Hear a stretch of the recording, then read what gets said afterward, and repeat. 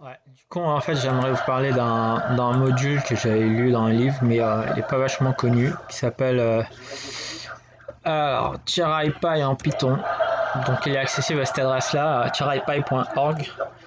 Alors, comment on peut l'installer? Alors, TireIPy, c'est un framework web, même qui est un peu que Django, machin et tout, sauf qu'il est un peu plus simplifié, mais je connais pas bien TireIPy.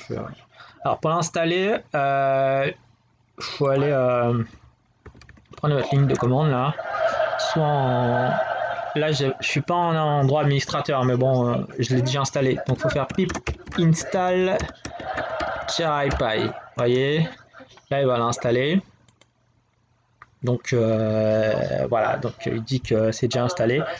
Donc, il faut sur Linux ou Windows, il faut absolument avoir les privilèges administrateurs pour pouvoir l'installer. Hein. Donc, il faut passer par PowerShell. Hein.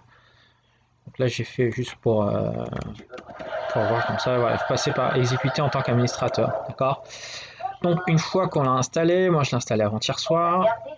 Alors, problème, je vais voir un peu ce que ça vaut au niveau de la doc. Alors, qu'est-ce qu'il propose Pythonic, Objective Oriented Framework, ok. Alors, une application web TireIPy. On voit bien qu'il faut importer le module. Donc il y a une définition d'une classe qui s'appelle Hello World. Je sais pas si ça veut dire @tiripy.export, je sais pas.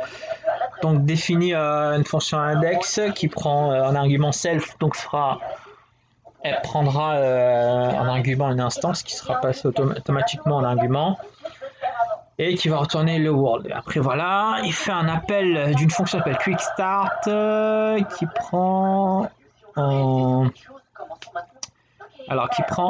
argument la classe. Ok. Alors, ok, il dit have fun, machin. Je vais voir. Alors, je vais taper dans le tutoriel pour voir comment ça passe. Alors, il a vite fait, je reviens sur l'installation et il vous explique comment l'installer. Hein. Donc, comme je vous ai dit, c'est PIP pip install TireIPy. Ok, ou sinon on peut. Après, j'avoue que c'est un peu. J'ai essayé de le faire, mais il était un peu bizarre à aller sur un Git, sur son dépôt Git là. Après, il fallait créer un dossier, installer le machin et tout. Voilà, ils disent. Alors, il faut enregistrer. Ah, apparemment, ils disent de faire un truc. On va essayer de voir là.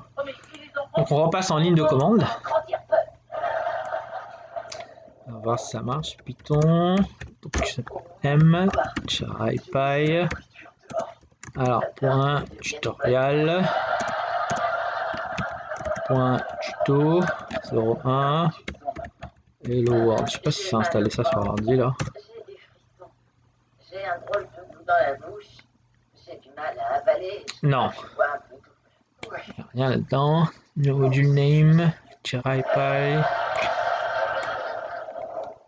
Je vais le copier-coller histoire de voir si je ne me suis pas trompé. Ah bah ouais. Donc là du coup il a lancé le serveur là.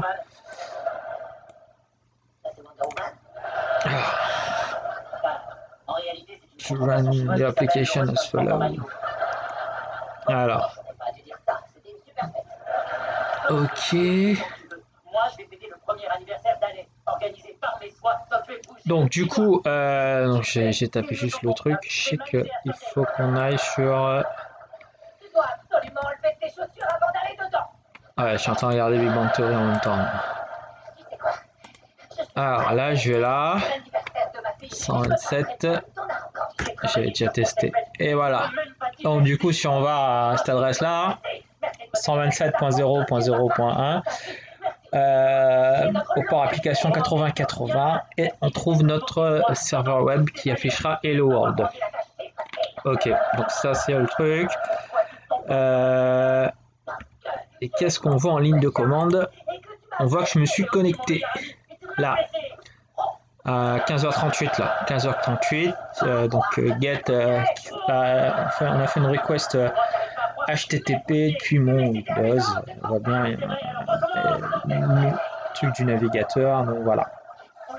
Donc voilà pour TireIPy. J'avoue que c'est la première fois que j'utilise ce framework là. Donc je vais essayer de voir coder en ligne comme ça, on va voir ce que ça donne. Parce que c'est assez intuitif.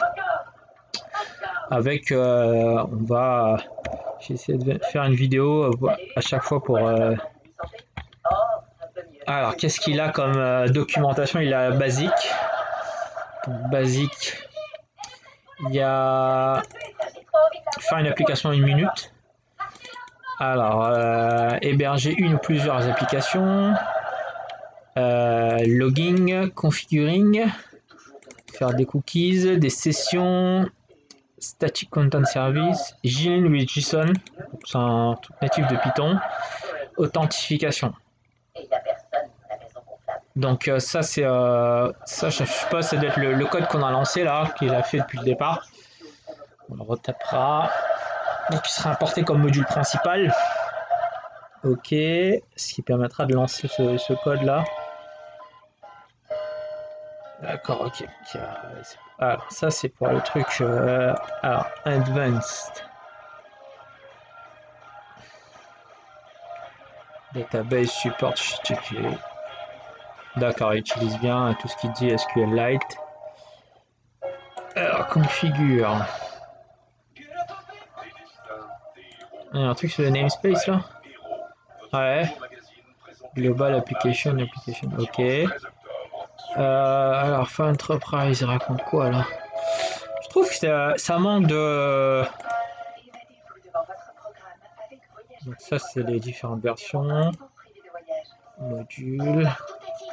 Donc c'est un package CharIPy, hein. Donc comme les packages ils sont arrangés en sous-dossiers, chacun normalement il doit contenir un fichier init.y. Donc du coup tu as des sous-packages, CharIPy.lib, donc c'est process, fol.test, tutorial package. Donc voilà, c'est ça, c'est le tutoriel qu'on peut lancer.